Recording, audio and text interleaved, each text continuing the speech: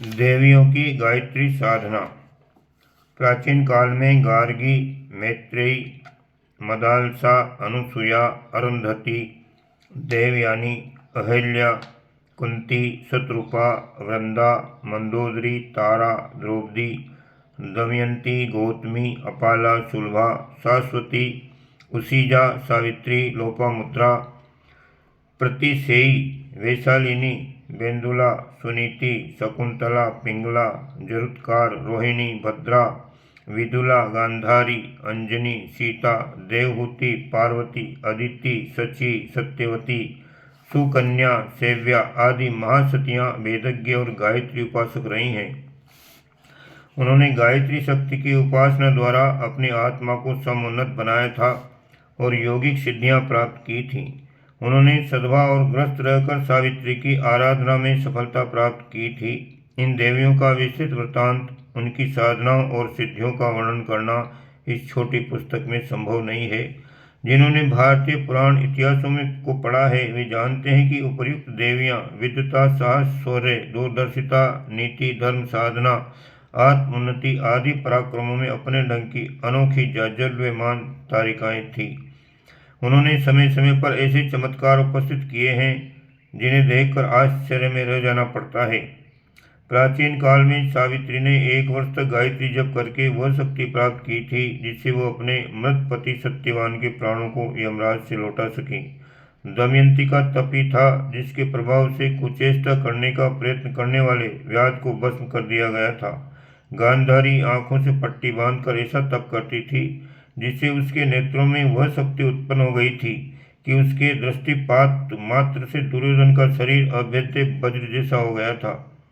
जिस जंगा पर उसने लज्जावश कपड़ा डाल लिया वही कच्चा रह गया था और उसी पर प्रहार करके भीम ने दुर्योधन को मारा था।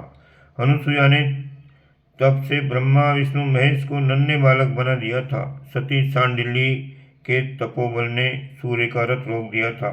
सुकन्या की तपस्या से जीर्ण शीर्ण च्यवन ऋषि तरुण हो गए थे।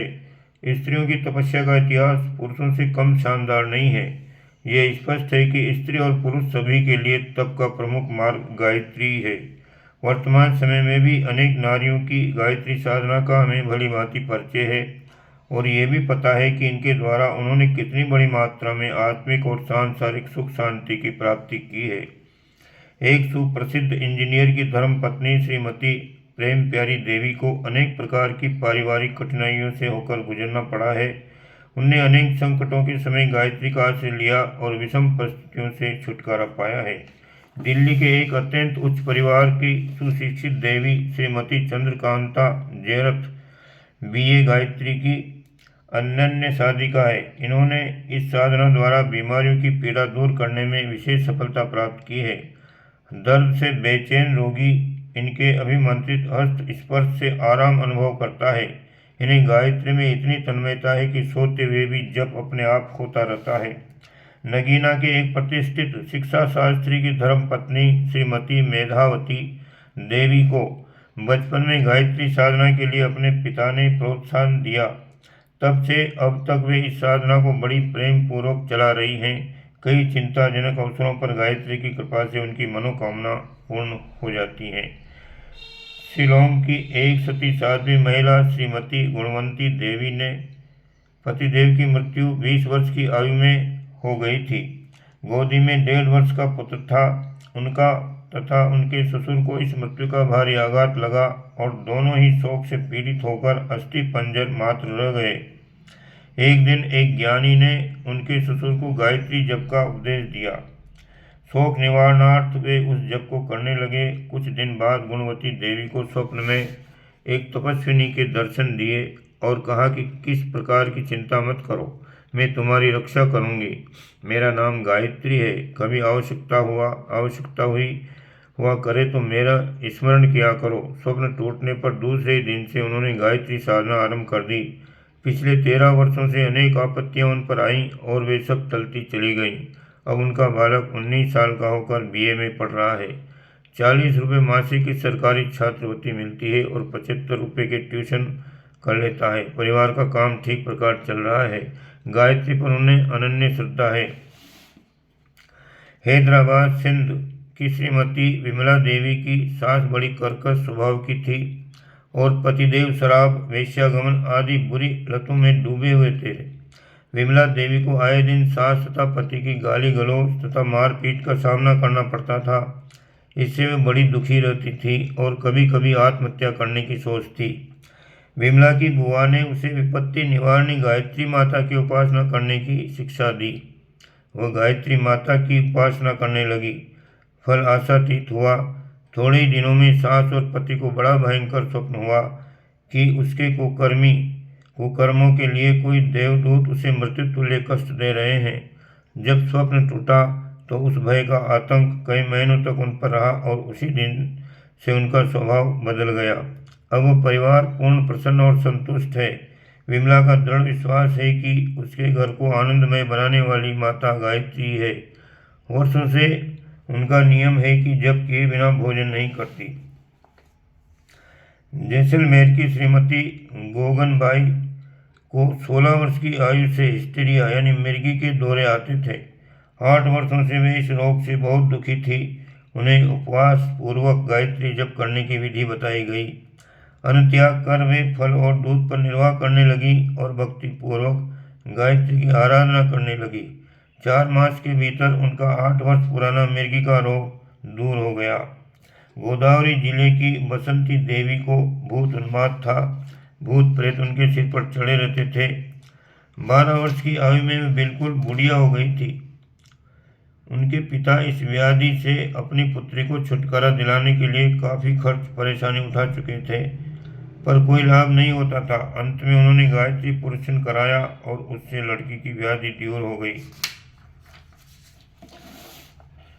कानपुर के पंडित अयोध्या प्रसाद दीक्षित की धर्मपत्नी शांति देवी मिडिल पास थी। 11 वर्ष तक पढ़ाई छोड़कर परिवार के झंझटों में लगी रही।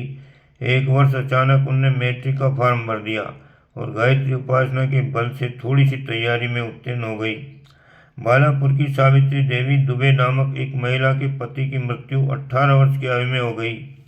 वे अत्यधिक रोगग्रस्त रहती थी, सूख कर कांटा हो गई थी। एक दिन उनके पति ने स्वप्न में उनसे कहा कि तुम गायत्री उपासना किया करो, जिससे मेरी आत्मा को सद्गति मिलेगी और तुम्हारा वैधव्य परम शांति पूर्वक व्यतीत हो जाएगा।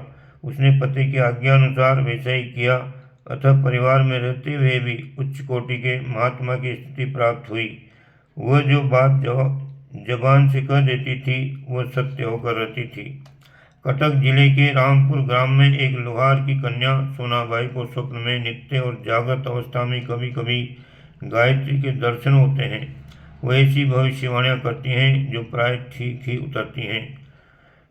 मुरीदपुर की संतोष कुमारी बचपन से बड़ी मंद बुद्धि थी। उनके पिता ने उनको पढ़ाने के लिए बहुत प्रयत्न किए, पर सफलता न मिल सकी। भाग्य दोष समझकर लोग चुप हो गए। विवाह हुआ। विवाह के 4 वर्ष बाद ही वो विधवा हो गई। वैधव्य को काटने के लिए उसने गायत्री की आराधना आरंभ कर दी। एक रात को स्वप्न में गायत्री के दर्शन हुए और गायत्री माता ने कहा, मैंने तेरी बुद्धि तीक्ष्ण कर दी है, विद्या पढ़, तेरा जीवन सफल होगा। दूसरे दिन उसे पढ़ने में उत्साह आया। बुद्धि बड़ी तीक्ष्ण हो गई थी। कुछ ही वर्षों में मैट्रिक पास कर लिया और वे स्त्री शिक्षा के प्रचार में बड़ी तत्परता से लगी हुई है। रंगपुर बंगाल की श्रीमती सरला चौधरी के कई बच्चे मर चुके थे। एक भी बच्चा जीवित न रहने से भी बहुत दुखी थी। उन्होंने गायत्री साधना बताई गई, जिसको अपनाकर उन्होंने 3 पुत्रों की माता कहलाने का सुख पाया। टिहरी की एक अध्यापिका गुलाब देवी को प्रसव काल में मृत्यु तुल्य कष्ट होता था। एक बार उन्होंने गायत्री की प्रशंसा सुनी और उसे अपनाकर साधना करने लगी। तब उन्हें 4 प्रसव हुए जो सभी सुखपूर्वक हो गए। स्त्री और पुरुष, नर और नारी दोनों ही वर्ग वेद माता गायत्री के कन्या पुत्र हैं। दोनों ही आँखों के तारे हैं। वे किसी से भेदभाव नहीं करती। माता को पुत्र से कन्या अधिक प्यारी होती है। वेद माता गायत्री की साधना पुरुषों की अपेक्षा स्त्रियों के लिए अधिक सरल और अधिक शीघ्र फलदायी होती है। ओम शांति।